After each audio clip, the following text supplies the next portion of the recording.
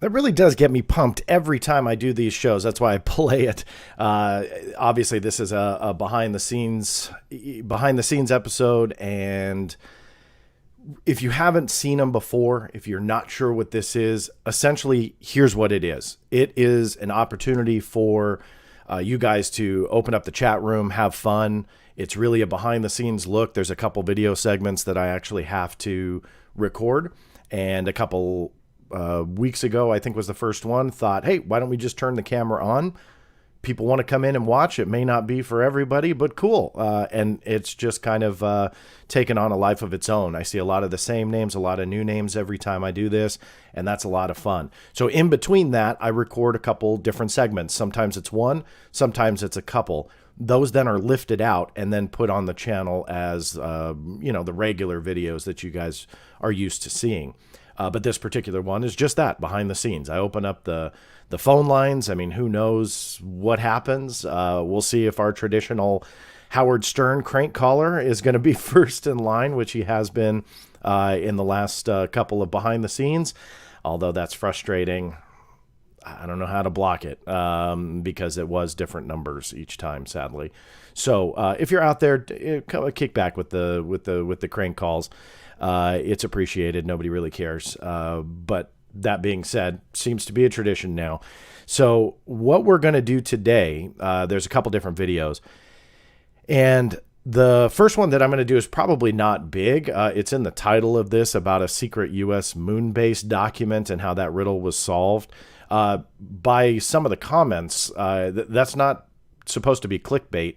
That actually ties into an article I wrote a couple weeks ago. So what these videos are more companion pieces to the written material that's already out there.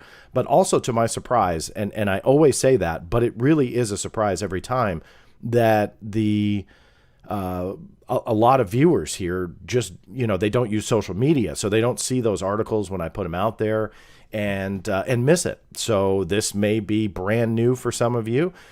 This could absolutely be review for some of you, whichever way. I do appreciate all of you joining in and having fun with this. So the super chats are open. While I'm recording a segment, if it pertains to the actual segment, I'll try and pull it in. If not, then we'll just wait until the segment's over, and then I'll go back and catch up on all of them. Super chats are 100% going towards supporting this channel and the Black Vault. I don't use it for anything else, so 100% goes right into that. So with that said, and I appreciate anybody who does decide to do that. If I do miss any, my sincerest apologies. I try to get 100% of them and answer any questions that may come in through those. It's a lot easier for me to see those on the one screen that I have here. That said, give me 1 second here, and I'm going to go ahead and just make sure that this is aligned. Bear with me. That's not what I wanted. That's what I wanted. And in between, I run what are called bars and tone. Those are the colored bars with a tone. It helps me in the edit bay, so forgive me, but I do them on the beginning and the end. And I always forget to say this. I will be saying goodbye in the segment because that's the segment. Just know I'm not leaving, so you don't have to log off or anything. The stream's not over. Every segment I have a close, so that's why you will see that.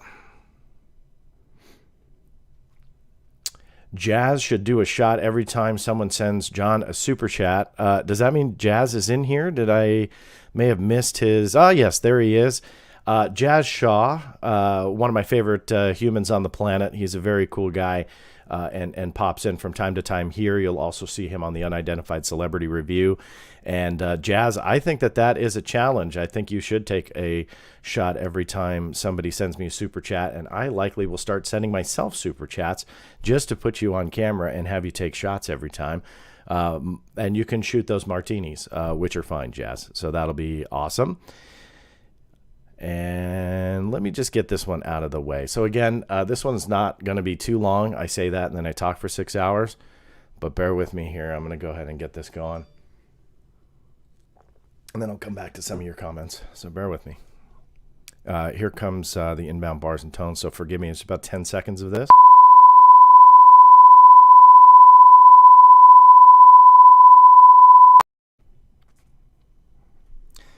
Oh, gotta get that off the screen.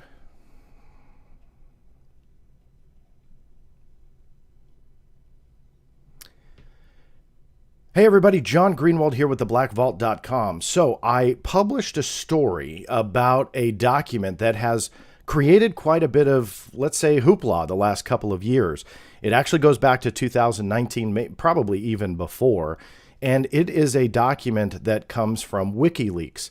Now, anybody that knows me knows that I just don't like leaked material. But the reason why this was intriguing was the title. And for some of you who may have seen this, because again, it went viral on some of those, I don't want to say anything derogatory, so it's going to be hard for me to describe it. But essentially like offshoot news websites. So not like a CNN, a Fox News, an MSNBC. I'm trying to name all of them so I don't get ridiculed for being biased and only naming one. So, you know, those what I would be considered the mainstream media. This was more going viral on kind of like those offshoot websites, but they still go viral nonetheless. I mean, they get literally tens of thousands or hundreds of thousands of shares. And this particular one was very much just like that. Now, this particular document was entitled Report That UR Destroyed Secret U.S. Moon Base. I believe this is the link to WikiLeaks. Let me pull it up so you guys can see it. This is what created kind of the controversy of what was this talking about. Now, we know that WikiLeaks publishes a lot of stuff. However, this particular one did not have any electronic document attached, meaning this was just a reference. So when I became aware of this, I was surprised nobody was actually trying to verify if the document actually existed. Instead, you see quite a few different blogs, those offshoot websites, pretty much speculating on what this was all about. Here's Dr. Michael Salla as a prime example. Back in 2019, wrote about it and essentially was, in my opinion, just kind of saying, okay, look, this is proving that there's a secret U.S. moon base and essentially using it as proof. But the problem is the document was nowhere to be found. Now, I'm not just picking on Dr. Salla. There was quite a few different articles, but this particular one obviously was one that gained quite a bit of traction. So I went after the document, and I went after it and traced it down. It was a State Department memo, at least according to the WikiLeaks page anyway.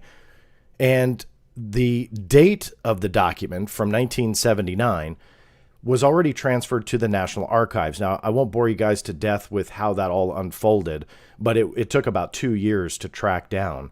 And you file through the State Department because you would imagine if it's a State Department document, FOIA 101 says you go to the State Department. But where it gets tricky is sometimes when documents are 30, 40, 50 years old, they get transferred to the National Archives. Not always the case. There's no set rule across the board for agency to agency. This particular one I found out did go to the National Archives. Well, National Archives, because of COVID, was shut down. That created even more of an issue. But finally, one of the researchers got in there, was able to pull and find the document based on the request that I had submitted. And here you are. So this is, if you can read it on your screen there, let me see if I can get a better copy for you guys. Here, that'll be able to be zoomed in more. So this is the original document. This is the one that was referenced in the WikiLeaks listing, the index. And finally, after 2 years, here it is. And sadly, it's not very interesting. Dear Mr. Devine, I've received your inquiry on January 11th regarding the concern of your constituent, Mr. Said Quintin Arbogast, over a report that the Soviet Union destroyed a secret U.S. base on the moon in 1977, an action reportedly referred to as the Battle of the Harvest Moon. That was actually the coolest part of that, fiction or not. Certainly, Mr. Arbogast's query about Soviet destruction of a secret U.S. moon base is one of the most unique we have received in some time. Please assure him that the U.S. has never had a secret base on the moon. The Soviet Union has not attacked that celestial body in any way, and there was no battle of the Harvest Moon. Sincerely, Douglas J. Bennett, Assistant Secretary for Congressional Relations. So that person wrote this letter from the State Department. And obviously, Mr. Devine would be the congressman who had a constituent write him.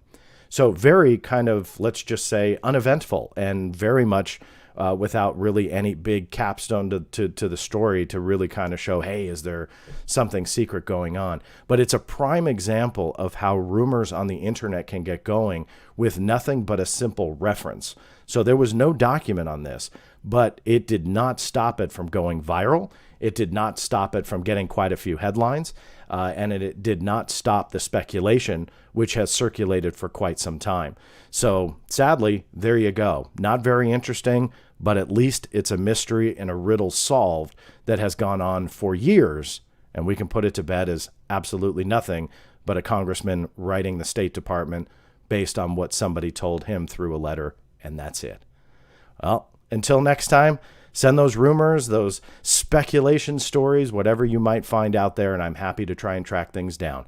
This is John Greenwald Jr. signing off, and we'll see you next time. All right, so that's that one. So forgive me. I need to do this one more time. Bars and tone, so forewarning on the tone. All right, those give me cut points. So just in case you're wondering why the heck I do that in the edit bay, and then also editing audio, when I sweeten the audio, that tone maxes out, and I can easily see essentially where approximately the cut points are. So that's what those are for. All right, let me switch back to the comments here. Oh, no document. I had hopes. B. Baker. Yeah, I know. And again, it's one of those things. I am happy to try and track things down. Sadly, that particular one just wasn't anything interesting.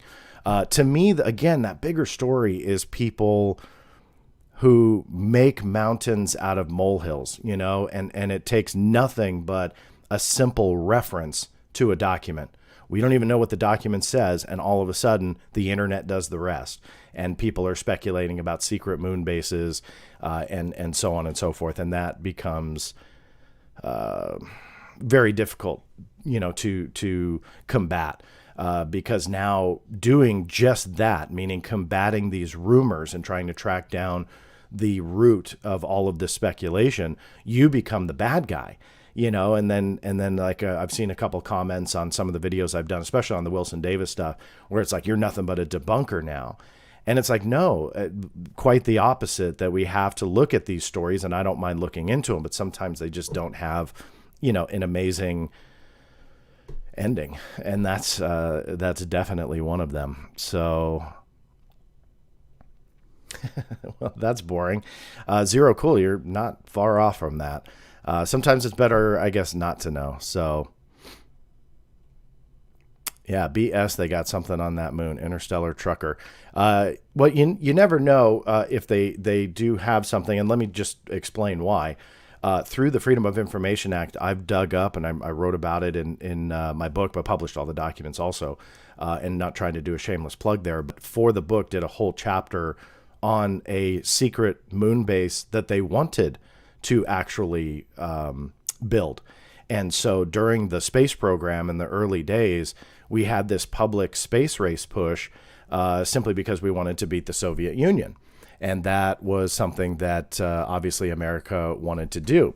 So let me see if I can pull up the documents really quick and show you guys what I mean.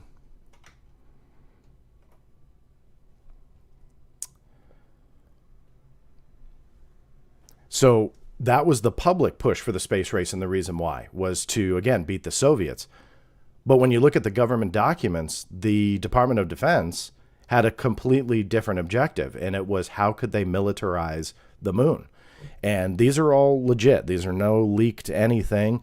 It was called Project Horizon, and essentially what they wanted to do was build a base on the moon. And so I dug up a lot of the documents, and you'll see, you know, how they were actually going to walk around and what they were going to wear. I mean, again, these are all official U.S. government documents, but it really shows the behind the scenes of what they wanted to do. And we didn't know about this for years and years, but it's all there in black and white. So there may or may not be anything there, but it didn't stop the reality that there was actually a plan to build a secret U.S. moon base, which I always find that fascinating. So I just thought I'd pull in those documents so you guys can see them. The old plans we had for a military space station were really cool. Yeah, so the space station, the military space station, yeah, that's a whole other story in itself on how, again, you had the public push of a space station and that they wanted to put astronauts in it and so on. But they also wanted to essentially militarize that aspect of it as well. And they wanted manned capsules up there and mini space stations for defensive purposes. So whenever you dig into stuff like that, it's always fascinating to actually see it.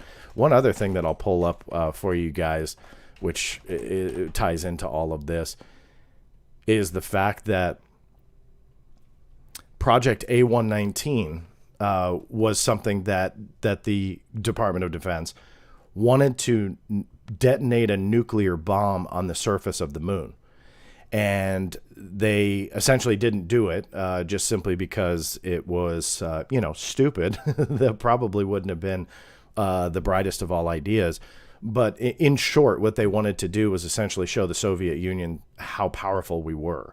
And that if we detonated this thing on the surface of the moon, that it would be the ultimate show of power to them, because they would see it, everyone in the world would see it, and everybody would know that America did it.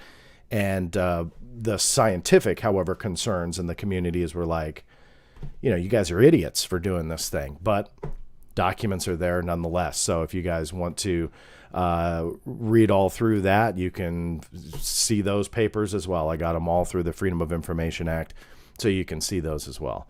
So that was Project A119, nuclear bomb on the surface of the moon.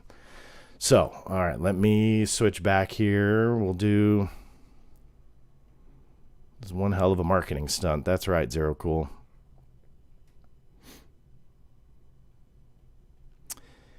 Is there any way you can get classified images that NASA may have? Well, Interstellar Trucker, that's a great question. For the most part, NASA claims that they don't operate with classified information. So everything that they do collect, albeit some may be proprietary and they can't release some things, others may be copyrighted. So those steps have to be taken to have them published and so on and so forth. But regardless, according to them, they don't really have classification on anything. Now, does that mean that they have absolutely nothing? Well, not necessarily, but they're just supposed to be a public and transparent agency. So they never claim that they have these classified images, let's say, of the surface of the moon or the surface on Mars. Whether or not they release everything, however, that is another discussion entirely.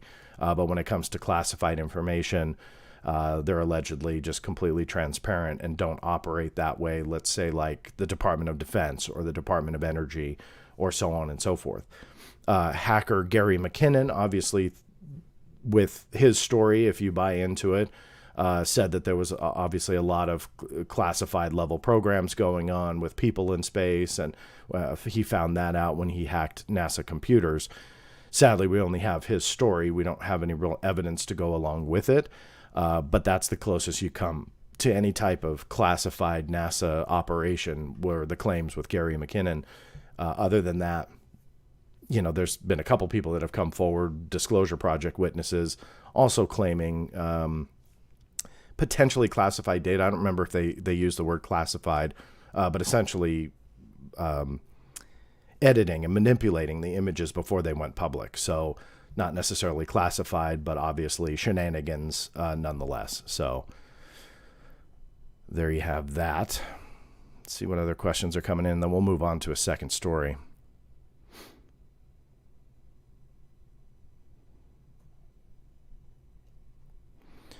UFOs on the level. NRO projects mirrored space shuttle missions. Yeah, the NRO had a lot of classified and top secret stuff going on in space, and obviously still going on. Many of which stay classified for decades upon decades. And yeah, they were not only mirroring the space shuttle missions, But they're classified payloads that are going up. Sometimes they're connected to NRO publicly, or it's just termed as a classified payload. But yeah, there's all sorts of stuff going on in there. Susan Goff is in the chat. She's just not talking. Well, hello, Susan. Good job, Jazz, for fishing out the fact that Susan is here. One of my favorite comments on one of these live streams was that they said that was Susan Goff behind me. And I laughed out loud when I read that one. So who knows? She's everywhere and probably outside, Jazz, selling ice cream, and probably going to knock on my window here pretty soon. So, John Wood, or have you ever thought of a new set? Well, I don't operate in a set. This actually is my office. Would I make a set? Sure, if I had money and a budget and make something cool, of course. This really is my office, and long story short, you'll see envelopes here and everything. As ugly if I tried to pretend those were props as they would be, I use all those on a daily, and for a business that I run away from the Black Vault, has nothing to do with this, but that's my day job, which I work about 70 hours a week on. And some of you who watch my social media posts, you'll see that I'm up at 4 a.m, and one of my first orders of business is to come in here, get some caffeine flowing or something equivalent with energy, and start my day at about 4. And so that's my normal day job. Going back to the set, this is what you see. My son likes to come in and sometimes arrange things in certain ways. He wanted the alien skull up there, so I have that. I do have another one that's up on the top for those who watched the J.J. Abrams special that I was on. I believe they had it on my desk, so they came in and rearranged everything. So that is kind of the backstory of what you guys look at. This door... Sorry, I'm mirrored. So this particular door goes out to my hallway. My kids are right across the way. So that's why sometimes recording gets a little bit challenging. So if it's early in the morning, I can't do it. If it's late at night, I can't do it because I'll wake them because they're right outside. So probably more information than you would want. But some people ask me, like, what am I sitting in? And it literally is just that, my real office that I sit in every single day. I don't even have to turn my chair really, because I've got 3 cameras in front of me, 4 monitors, and that's how I work. So a set, yeah, if I get the funding, that would be a lot of fun with lighting and all sorts of fun stuff. But until then, we'll see. Matthew Riot, such a big supporter of this channel and the Black Vault. Matthew, you are awesome. Thank you for that donation there and super sticker. Captain Shakesbeard, should we push nuclear war to draw out aliens, John? That's come up a couple times in this, and I think that no, I don't want nuclear war on the planet. So let me just, say that up front. What I would say, though, is, and this ties into a much bigger conversation, and I'm not sure how much you guys want me to get into this, because I could probably bore you to death for hours, but the idea that extraterrestrials and alien life are here to save us from ourselves in a nuclear war and this and that, I honestly, I can't get on board with that. I just don't think they would care. And here's my nutshell version why. And I've probably said this on this channel, or at least a radio show or two, because I do love this topic. But the concept that extraterrestrials would care, I dismiss it because of this.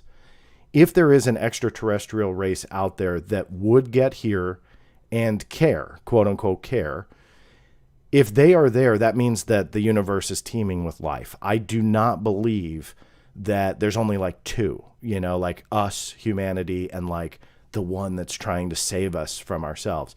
I don't believe that. They may be the first here. They may have already been here for thousands of years. I don't know. I don't know the answer to that. But my point is, mathematically and scientifically, if there is one race, then there are many. I truly believe that to be true. I don't think there's a middle ground. I don't think with this universe and math and science that we know of, that you would only have like 2 species. So I dismiss that aspect of it. The other reason why I dismiss it is very much, I love the anthill analogy. And the anthill analogy for me is, do we care if in the middle of the Sahara Desert there's an anthill that's about to war with a neighboring termite colony, and we go out there and we go, oh my God, we have to save this ant colony from the termites. So we go out there and we plant an American flag and we say, okay, we are humans. We are here to save you. We're here to coddle you. We need to make sure that you survive. No, we don't do that. And in my opinion, the intelligence gap between us and an ant is closer than it would be between us and an intelligent civilization that had a 1,000,000-year head start on us. So my point being is that, again, with that intelligent life out there, we are that anthill, and I just don't think they care. I really don't. Because, again, that's that teeming with life in the universe concept. Would they save us? Would they risk themselves? They've traversed the stars to come down and save humanity. I don't see it. I hope I'm proven wrong, because if, God forbid, nuclear war does break out, sure, I'll be crossing my fingers that aliens show up and, save us all. But other than that, I don't see it. So I told you I could bore you to death for hours on that. It's a fascinating topic to me, because it opens up a much bigger conversation about intelligent species and how they would communicate. And I've talked about this show before, but I'll bring it up again. I had done a show for Discovery on that very topic about communication and how humanity could essentially communicate with an alien species that traverse the stars and they show up. How are we going to talk to them? And it's a fascinating look that I think a lot of people overlook, which is if that species has a 500,000 year, 1,000,000-year head start, what are we going to do? We're going to talk with math equations. I think that was Carl Sagan's thing, that math is a universal language. I don't see it. It's that anthill thing again. So anyway, I'll move on from that. It's fascinating though, because I'd love to talk even more about it. George Verify, thank you for that. What are your thoughts on classified patents? Well, I have actually just in the last couple of days, and I'm not sure where I stumbled on it, but kind of looked into that I forget what they call it, the Invention Secrecy Act or something like that, where there can be patents that are confiscated by the United States military or government just simply because they should be classified, in the sense if they fall in the wrong hands, these blueprints for whatever it may be, fill in the blank, a weapon or a big bomb or whatever it might be, fall in the wrong hands, they don't want that. And so they would essentially classify it. So do I support that? Well, I don't, I'm an advocate for transparency, but in the same respect, I totally understand it. So yeah, if somebody files a patent for something that goes kaboom and I don't want the Taliban to get it, then yeah, I would support, them doing that. You bring up a much more interesting dialogue though on the debate of whether or not the government and military should be involved in stuff like that. Meaning confiscating from the private sector somebody's design. Let's say my father, who is a genius when it comes to creating things that if he needs to solve a problem, he can figure it out. And he's done that quite a few times. That if he patented something, that's his. So I would think that if the government or military got involved and confiscated something that he had designed, they shouldn't be doing that. So it's a very interesting debate and dialogue if you start thinking of it that way, that how much freedom then should we have to create what we want to create. John McBride, do you know much about the X-37B, the secret automated Boeing space shuttle? I absolutely know of it, and I've followed it for quite a few years with these missions going up. I have quite a few open FOIA requests specifically on their different missions, those that have become public, because there is no information on the missions. It's just essentially like they go up there for 2 years and they do something, but we don't know what. So do I know about it? Yes. Do I know much about it? No. And neither does the general populace. It's just one of those classified things that, is a cool headline. We've seen it come into, I think it was Edwards Air Force Base was the last time that one of their missions came in and landed. and, you see a picture or two of this, pretty weird, quirky looking craft on the ground, and these guys in, full biohazard suits going over to it and essentially doing their thing, whatever they're doing. Other than that, there's like nothing known about what the X-37 is really doing up there. So that is always intriguing to me, but it's something that we just don't have answers to yet. Let me see here. I am losing my place, so this thing keeps popping. It looks like there's quite a few hundred of you right now watching, so welcome to you all. If you're just kind of coming in, this is a behind-the-scenes episode. In short, I record a couple episodes or video segments, if you want to call them that are clipped out of this behind the scenes and then dropped on the channel. That's what you normally see. But I always have a lot of fun answering questions. Potentially we'll open up the phone lines here depending upon if I have some time to do it, and just answer questions, and I always have a great time. When I first did it, I thought it would be a failure, embarrassment. Nobody would ever watch it. And now it's growing every time I do it. So very, very cool. The McLaughlins, thank you for that super chat. The start of the official new set fund to support the Black Vault. Come on, folks, join me. Well, very cool. I appreciate that. Thank you. What kind of set would you guys want to see? That's what I'm curious about. I always, if I could ever afford it, though I would never buy it because these things are super expensive, a gigantic real vault door. That would be awesome. Apparently my dad's best friend from childhood has one, and he was telling me about it. I was doing a television show out just by chance, just out where this guy lives, and he drove down and found out where our set was, and he found me, and we started chatting for a little bit, and then he was telling me about this vault door. I was like, I want that, but they're insanely expensive. The scrap metal alone is probably worth thousands and thousands of dollars. So that would be cool behind me, but with green screen you can do whatever. Let me see, I'm trying to get caught up here.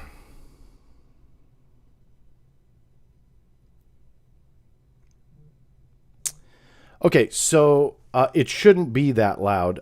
Fraser, John, you've got to stop broadcasting at noise at the beginning of recording segments. It's too loud. It arrives unexpectedly. It lasts too long.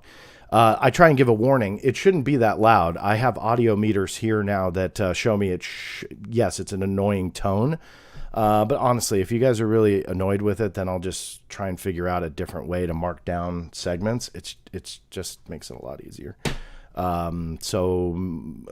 Point taken, Fraser. If anybody else feels the same way, let me know, and I'll try my best to not use that or try and turn it down. But again, the audio levels don't show that it's blasting or anything. A couple more here. Give me 1 second. All right. Somebody said that's a great question, but I don't see where it was. All right, a couple more, then we'll do at least one more. I got to figure out if I have the window up, so bear with me here. So I'll get that set up. This is the behind the scenes boring stuff. I know it. I just have to reset the windows.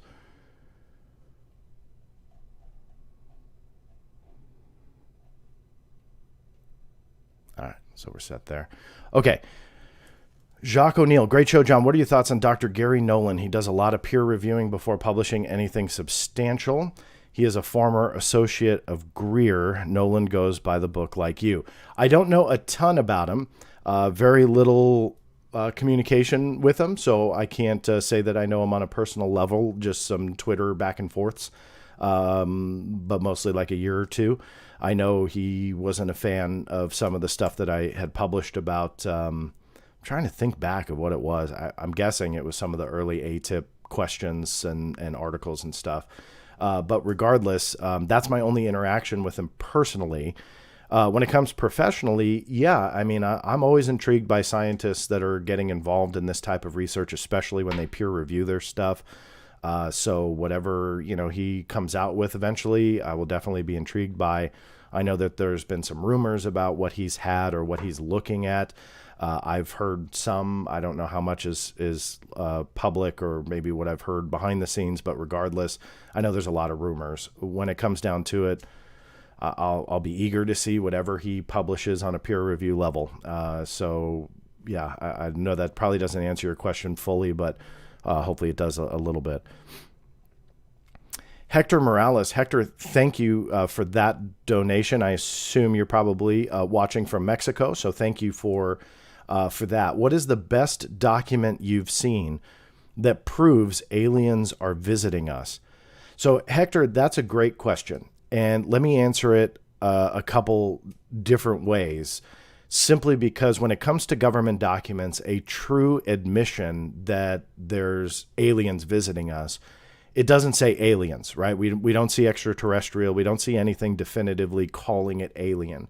What we need to do is use common sense and logic, and that is how I've approached it, I hope anyway, for 25 years, where you get these government documents, and yes, they're unidentified, and no, the military does not put a identification on them. Some of them, not in every case. But you get these records, those that are considered unidentified. Some are from the 1950s and 60s. Others now, as we know, are 2004 and beyond. And you deal with what could this be? Is this top secret U.S. military technology? Is this the planet Venus streaking across the sky and making a right angle turn? Is this, swamp gas? Whatever the explanation is. And you start deducing what it could and could not be. And for me, when you do that, you cannot wipe the extraterrestrial possibility off the list. You just can't. And in some cases, not every, but in some cases, you have verifiable evidence from multiple angles, whether that be human visual in addition to radar. That's what I mean by multiple angles, verifying that this technology, whatever it was, let's say in the 1970s or 60s or whatever case we're dealing with, when you look at those documents, you have the multiple angles. It shows that it is technology that's physically there. It has a presence, and it is something that just lacks any explanation. Decades have gone by since some of these cases, and then you start looking at, okay, well, is there any type of classified technology that can now be attributed to that particular case? And what's humorous, funny, laughable, sad, pick a word, I kind of look at it both ways, is that the government has tried to do that themselves. And through the 1950s, the CIA specifically tried to claim that all of the UFO sightings in the 50s were them. That they tried to, a couple years back, take credit, so to speak, for being the root of it. They claimed that the U-2 flights were essentially every UFO seen that seemed alien-like, but it was their own U-2 test flights. So I had dug into that quite a bit and tried to attack that from a couple different angles. And when you look at the U-2 flights, they don't correspond with any of the bigger UFO cases in the 1950s. On top of that, it wasn't until like 1955, I think it was, or 54, when the U-2 made its first flight, which means half of the decade you cannot attribute it to the U-2 because it wasn't off the ground yet. So when they try and create these illusions, and you look at it with logic and common sense, you realize that their illusions are just that. They fall apart. And going back to your question, will we have the word aliens on the documents? No. But that doesn't mean that it might not be depicting that. And we have to use that common sense and logic, look at every possibility, and see where we end up. And the last chapter, which I had a lot of fun writing, and I think out of all the chapters I wrote in my first book, it really got the most audience reaction, the readership reaction. The last chapter is called Debunking the Debunkers. And essentially what I do is deal with what they have claimed over the years and destroy it using evidence. Not my opinion, not my speculation, but rather actual evidence to show that the government documents, in some cases, show cases that just defy explanation. And that is the root to a lot of my curiosity to all of this, but more so where I think that alien possibility remains on the list. because in some cases, all of these decades have passed and we just have no logical conclusion or resolution to some of these cases. Are some misidentifications? Absolutely. Are some solvable with a little bit more evidence and probably Earth-based? Absolutely. But you still have that small percentage of, cases that just do the opposite, defy all forms of explanation, at least right now. And those are the ones that keep me intrigued.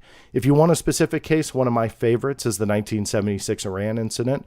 I've talked about that quite a bit on this channel. Does that depict aliens? I don't know. But I can say it was highly advanced technology that affected multiple F-4 Phantom crews in 1976 over Tehran. It was seen by numerous witnesses. There were multiple craft that came out of the first craft. Essentially, we didn't have that technology in 1976, and arguably what it displayed we don't have even to this day. So when you look at stuff like that, it really becomes fascinating. So Hector, I hope that answered your question and maybe gives you some starting points on where to go. So let me...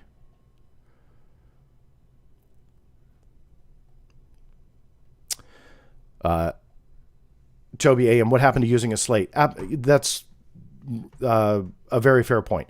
So I'll find a different way to do it. I won't do the bars and tones. But just to answer your question, when I pull in the audio, I do a lot of audio sweetening. So slates mean absolutely nothing when it comes to looking at audio waveforms. That goes back to when I was editing for Fox and stuff like that, as I'm OCD when it comes to audio quality, and I want everything to sound and then subsequently look the best for you guys. So when you're editing an audio and doing sweetening and stuff and running a compressor on it and making the levels a little bit more even, the bars and tones create essentially a flat line for however many frames that I run it. And then that will give me a visual point of where my segments are when I'm cutting audio only. And so that's why slates defeat the purpose. Again, probably more information than you wanted, but I wanted to address that nonetheless. Let me go through. I think there was one more.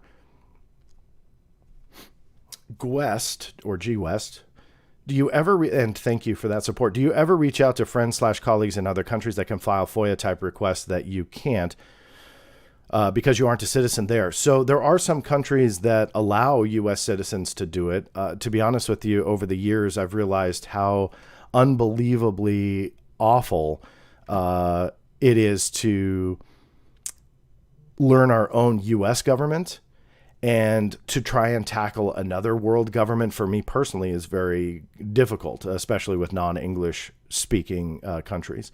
That said, I do know that there are other researchers out there that do absolutely look into their own respective countries via their records accession laws, if you want to call them that. The UK, I know, has a Freedom of Information Act equivalent that is open to American citizens. Canada's Access to Information Act also is open. So going back to your question, I do. And you'll find on the Black Vault, especially UFO related stuff from Canada, from the UK, that were obtained by various researchers. They're all credited on their respective pages. And the Black Vault is something that I offered them as a distribution point to allow their research to be distributed to those who want it for free. And so again, the Canadian government has released a lot of stuff. I have that. The UK government. I'm trying to think of what else I have. I have a couple others. I think France. I don't know. I'd have to look at some of the other countries that people have donated documents over the years, and I put them on there. So you may want to check that out. And lots of activity here. So very, very cool. Good to see such a crowd. Anonymous Rex, familiar name. Thank you for your continued support. What are your thoughts on the 2019 Bainbridge Island Tic Tac case that took place on the coast just days before the events recorded by the U.S. Navy? So I've been asked that here a couple times. Sadly, I just don't have enough information to give you a logical answer. I do have open requests for information. When that comes in, I will definitely be publishing it. And again, I apologize for not having a better answer for you. I just don't have enough information to give you a logical one.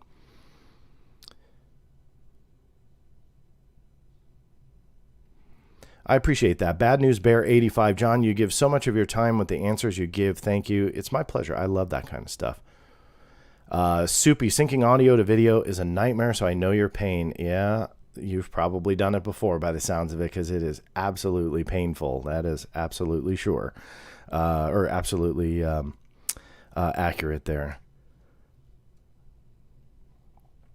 Jacques O'Neill, John, have you reached out to Chris Mellon about an interview? He is another one that hasn't come out with outlandish claims. He sticks to the evidence. Thanks for responding to the Dr. Nolan question. You're very welcome on the latter part of that. It's my pleasure. In regards to Chris Mellon, I don't want to go into my private interaction with him, but I will summarize it this way.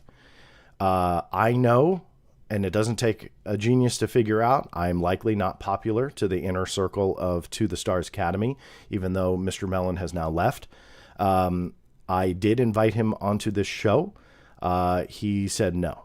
So I want to be a little careful, because I again, just don't want to go into the private part of the communication.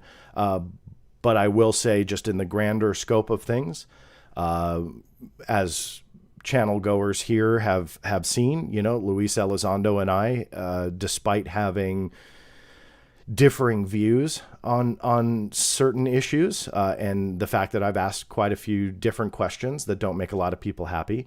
Despite all that, I think Mr. Elizondo knows where I'm coming from, and this is the result of numerous private, off-the-record, not-for-published conversations, but also the public ones. So I've done quite a few interviews with him on this channel.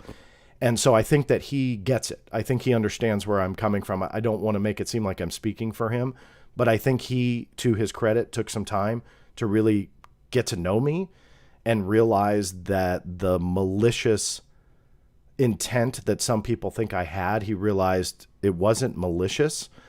He realizes where it stemmed from.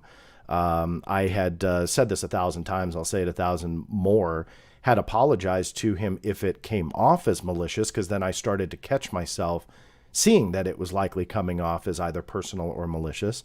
And that's been water under the bridge now for probably well over a year. People still love to bring it up and poke the fire and stuff. But, it's pretty funny that these people fire these stupid accusations on Twitter, and then, Mr. Elizondo will call my phone like an hour later, totally unrelated to the tweets. But he realizes, like, that's not who I am. And these other, internet trolls are just doing that. So why I got a little long-winded there is I wish Mr. Mellon would take that not that I deserve it. So please, it's not about I deserve anything, but rather it really did sound like he has a false impression of what I was doing. And I wish that he would see what it stemmed from. So my intent with the interview was absolutely that, but it didn't happen. So sadly, that isn't going to happen. But I did end it by saying, after quite a few back and forths, it's an open invitation. So if he ever changes his mind, he's always welcome here, as is anybody. Hey, John, should I get a haircut? DCL programming. Yes. I don't know. Most people have COVID hair. In one of the last videos I did, I felt like I was getting pretty shaggy up here. So all my gray hair was showing. Compliments of my kid. Plus, Mellon is on a certain political side that does not like John's.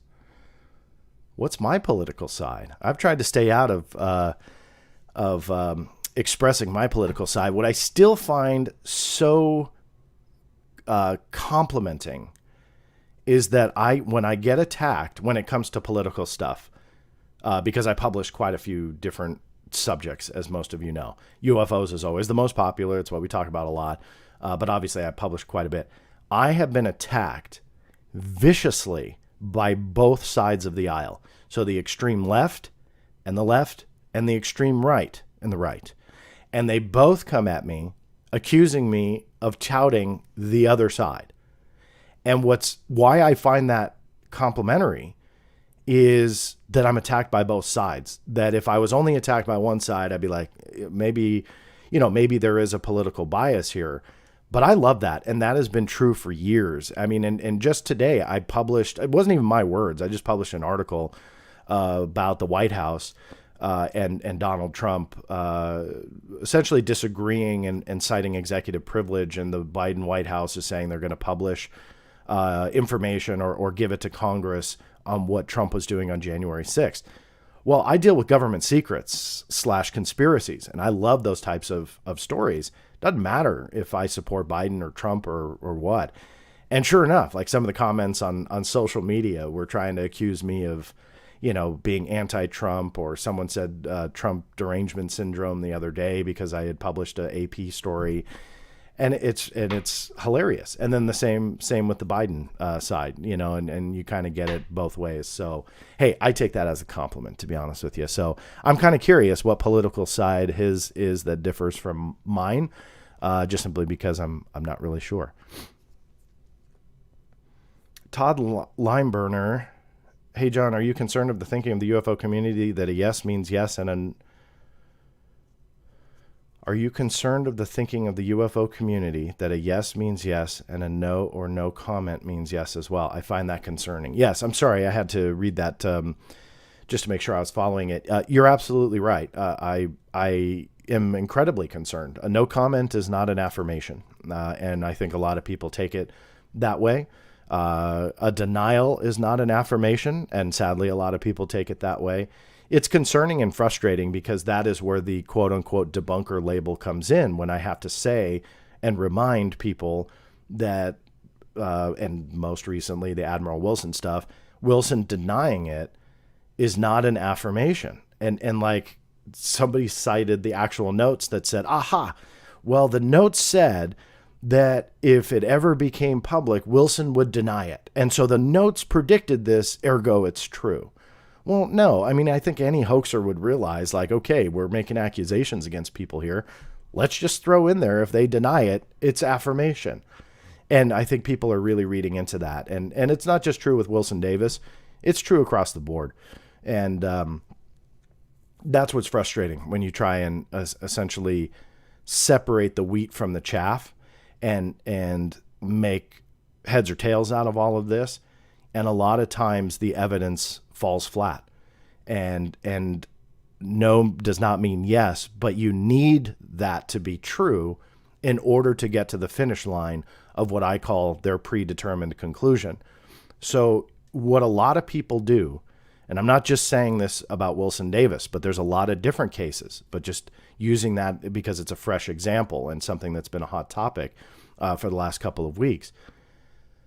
People have their mind made up. I truly believe that. I think that they went into this. They can say that they were on the fence for a little bit. I don't buy that. I just don't. Just simply because of the tone of how they've written or how they've talked about the documents. So I believe that for some people, there was a predetermined conclusion already set up. And so then they go to the starting line because they already know where they're going to finish. And they have to figure out and fill in the dots to get to their predetermined conclusion. In order to do that, you need two different things. No means yes. And the minute you accept that, then all of a sudden, hey, Wilson's denial, boom, affirmation. Oh, a no comment, boom, affirmation. So you create that narrative to get to your finish line. The second thing you need are the holes in the story filled, because there's a lot of them. Not only with Wilson Davis, but in a lot of other cases. In order to do that, you need anonymous sources. And once you get the anonymous sources, you can then publish anything and everything. And I'm not saying that some that are blogging about this or doing podcasts or whatever are the ones making that up. But rather, I believe some of these anonymous sources are just egging them on. I really do. And I think that the anonymous sources aren't vetted properly in most cases. And I think that is clear when you then look at the entire story of whatever it may be. In our example here, the Wilson Davis story, that the anonymous sources just aren't vetted. And then when you start digging into the little pieces of the puzzle, you realize it falls apart, or there was no vetting whatsoever.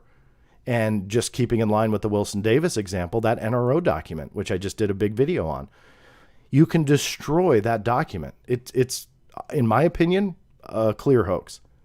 No one else vetted it, but they need Greer's story to get to the predetermined conclusion.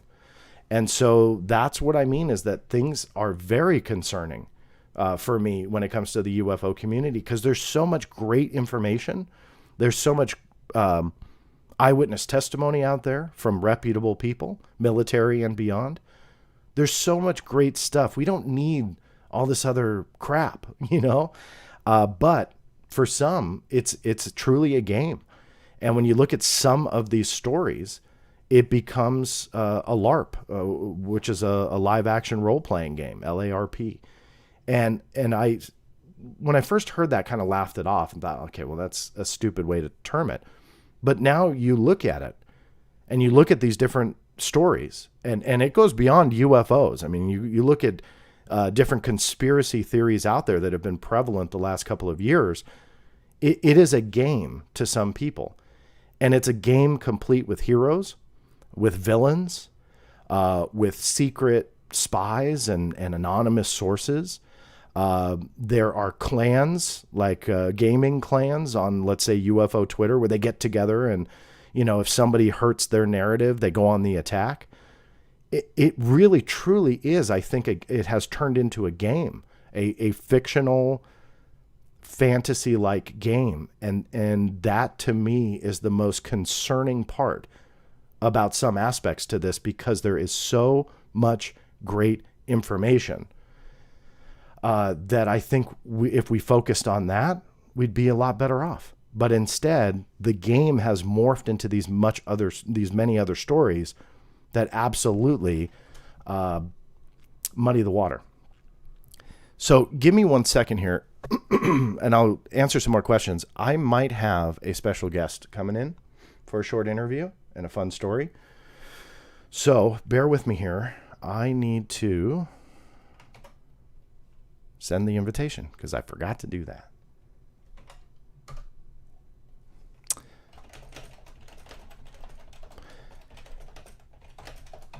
So I hope, going back to your question, Todd, again, I know I can get long-winded with these answers, but I think that the aspect of this being a game to some has to be looked at. And that's concerning in the sense that I believe it hurts this field. And I believe that it has a much bigger effect on those journalists that maybe do want to do a good story. And again, the Wilson Davis is a prime example of this, where these online rumors start alleging that journalists are going to do certain things. And when they don't do them, they're a failure. And even though I harp on the New York Times and some of the corresponding authors a lot on this channel, because they've earned it, there is some kind of sympathy on my end, because I understand how hard that must have been for them to want to do a good story and to look into something like Wilson Davis. They didn't see the evidence to publish it, so they didn't. But that didn't stop people on Twitter going, that's it. This is going to change the world. You know, these authors, these journalists, they're going to do it. They're going to do it. They're going to do it. And at the end of the day, they didn't. And that created and crafted this completely false narrative. So that, I'm sorry, guys. This is actually my daughter's school. So bear with me here. I'm going to have to take this. So forgive me.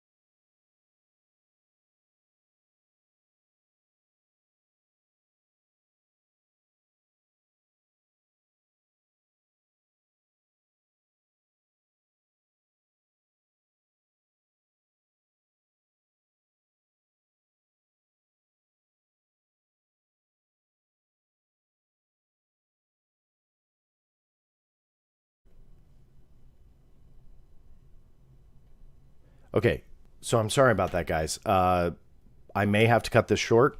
My poor little 2-year-old is coming up coughing at her school. So I don't know. They said they're going to let her go through nap time. So I may sadly have to cut this short. But they said at least they're going to let her sleep for about a half hour. So I may have to jump off here. We'll see what happens if they call back. I do apologize. So let me go back to where I was. Totally lost my train of thought, but obviously that's a little bit of the behind the scenes stuff. Todd, I hope that answered your question. So I'm just going to move on because I forgot where I was, and hopefully I finished the point. If I didn't, feel free to let me know. Let me get, and I'm obviously missing a lot here, I think.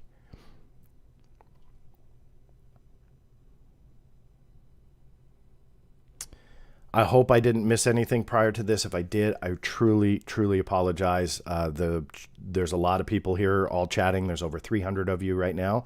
So obviously the chat's going pretty fast, and then it disappears after a certain time. So if I missed anything before this one, I apologize. Not a Wine Mom. On the interview with Jay, you mentioned Eric Davis not being too trustworthy. I can't find videos about him. What's the scoop on him? So here's my concern about Eric Davis. I don't harp on his education or smartness or whatever when it comes to scientific ventures that he's involved in.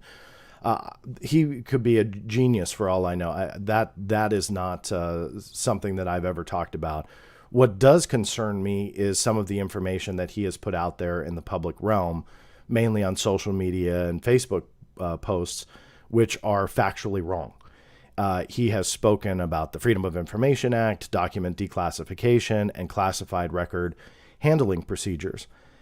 In those specific examples, and I've published them before, and I'll dig them up if you're curious. But I was asked on Reddit about it like a year ago, and so I had screenshots, so I'm sure I could find it. But regardless, the concern that I have is this lack of care for accuracy when it comes to that kind of stuff.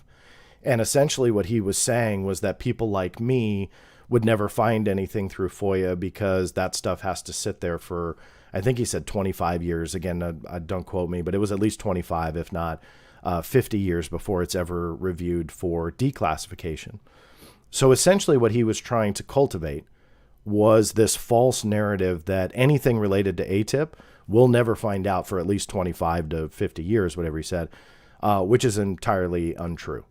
And I've got literally thousands of examples of documents that have been declassified, taken their top secret designation down to an unclassified level because I fought for them through the Freedom of Information Act or what's called a mandatory declassification review. My whole point with that is that what he was saying was untrue, but he's trying to cultivate that, hey, you'll never find the answers, so believe people like us. And that was Eric Davis, Hal Puthoff, Luis Elizondo, Tom DeLonge, and essentially locking in that whatever the narrative was had to come from that group. And I think that was concerning on numerous levels. Some people just don't care about the FOIA or document handling procedures, and they go, well, who cares what Davis says? That really was less of my point. My bigger point was creating this false narrative about who they were and who they are and what they can bring you. So essentially putting themselves on a pedestal saying, if anything's going to come out, you're going to have to believe us because John and anyone else using the FOIA won't have answers for 25 to 50 years. And I think that's what's concerning about a lot of these stories is that it roots back to some of the same names over the years, not just ATIP and To the Stars Academy related stuff, but rather well beyond. You know, you look at Project Serpo, you see the same names in that. If you're not familiar, just Google it and see how ridiculous that story was. But you'll see entwined in some of the Project Serpo's talk, Dr. Hal Puthoff, Dr. Kit Green, all entwined in all of these kind of really controversial stories that have appeared over the years. So going back to Davis, that's what concerns me, is creating these verifiably false narratives to create an aura around him and his closest friends, putting themselves on a pedestal saying we know more than anyone else will know because they don't have access, but we do. And that to me was my bigger concern with what was going on with Davis touting what he was. So that hopefully will give you a little bit of an idea. All right, so we may have a special guest here in 10 to 15 minutes. We'll see. Make sure my daughter doesn't, my daughter's school doesn't call. So that is a little concerning to me right now. So I may just not record any more segments and call it a day, sadly. Jack of Ages, you could ask for Hellier's FBI file now that he's gone. I know that's not a question, but rather wanted to point out you're absolutely right. So did I? I'm genuinely asking. I'm not trying to tease. No. So I will do that today. I dropped my pen. I'll do that today. So thanks for the reminder on that one. At least I don't think I did. I'll look one other database, but I have a database here of most of my requests.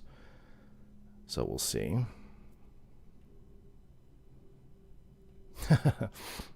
How rude to handle real life phone calls while streaming. I know. I apologize.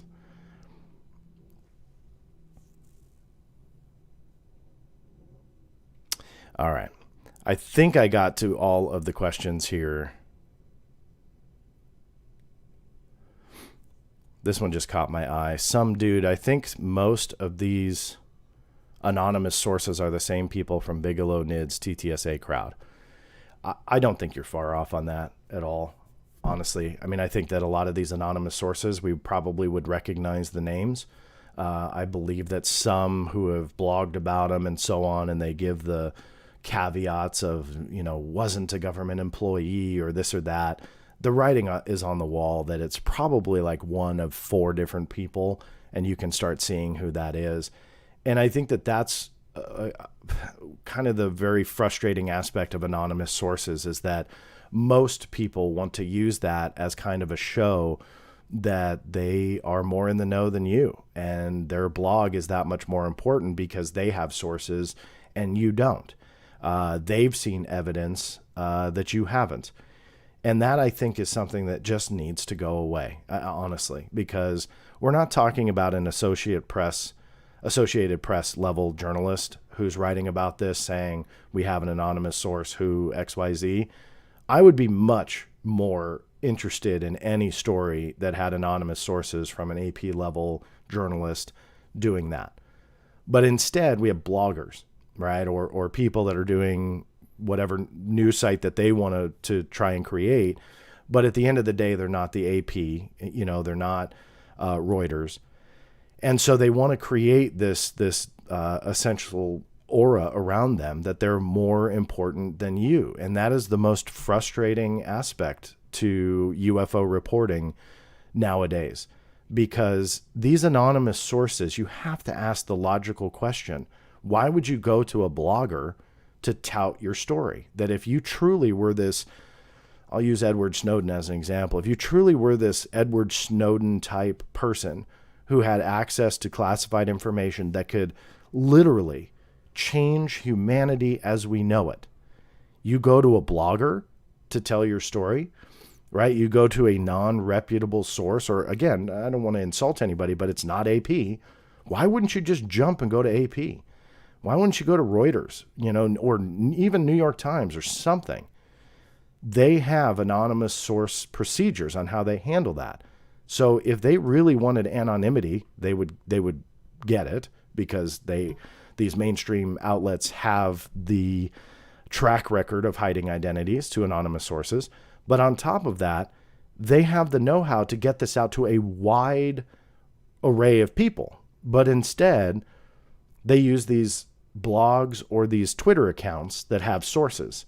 I just saw the other day another leaked document, that just appears out of nowhere from an account on Twitter that has no followers. And that the account was created in September of 2021. If you're a leaker, why would you do that? And if you really did go to somebody that could get this information out there, Why would they create then a throwaway account to disseminate it? No, you would go to that particular person because they have 1 million followers, that they're part of the AP or something. And yet the anonymous sources, when it comes to UFOs, never do that. They pick a brand new news site, that's trying to make it. They leak to them to get like a boost in traffic, or Twitter accounts with no followers. And then in a couple days, they've gained a couple thousand followers because of, rumors and stuff like that. Why would you do that? And it's just something that no one has ever been able to answer. Jack 392, blank message, but thank you for that support. I truly appreciate that. Very, very cool to see so many people here. And I'm so sorry that I think what I'm going to do is, I did have a special guest here, and he wrote me back, and he was going to come in here in probably about 10 or 15 minutes. I'm going to have to call and apologize to him that we'll reschedule.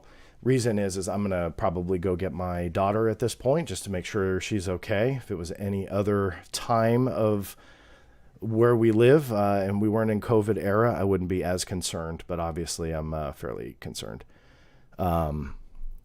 So I'm going to cut this short, and I apologize for doing that. But I saw, you guys are hanging out. There's over 300 of you. I think this is one of the bigger streams. I'm sorry I was only able to record the one segment. I had 2 others planned, but 3 others actually now. But I'm just going to have to cut this short. So I really do appreciate all of you coming in on the behind the scenes. Here's your behind the scenes raw look, being a dad and having a phone call from the school. So I'm going to go ahead and cut this now, and just want to stress how thankful I am to all of you for showing up. All of the super chat donations, again, go right into the website. If after you're not watching this live, YouTube has started something on my channel. It's not available everywhere, but what's very cool is they put my channel on it, that there's a thanks button. It essentially works like a super chat, where you can support the site on any video that you feel like you'd like to essentially give a tip, so to speak. I bring that up because I've been asked, what the heck is the thanks button in addition to the thumbs up? Well, that's what that is. It's just a way to do a super chat like donation. The YouTube is still kind of buggy with it, meaning it works fine on your end. On my end, I don't get notified. So if you don't hear from me, just know that's not intentional. I search for them, I try and find them, and then I'll write personal thank yous and stuff to the accounts. But sadly, it just doesn't list them like it does super chats. But regardless, that is what that button is. And with the reference to the thumbs up, if you guys can help me and give this video a thumbs up while you're watching, that would be greatly appreciated. And if you stumbled on this video and you haven't yet subscribed, hopefully you'll do that. These behind the scenes videos, you're seeing it raw here as I kind of have to cut it short. But regardless, there's a lot of different types of content on this channel, long form, short form videos, interviews, all sorts of fun stuff. So make sure you check it out. And if you're not yet a subscriber, hopefully you'll consider doing that. So thank you guys again. I apologize for cutting it short, but we'll see you all very, very soon.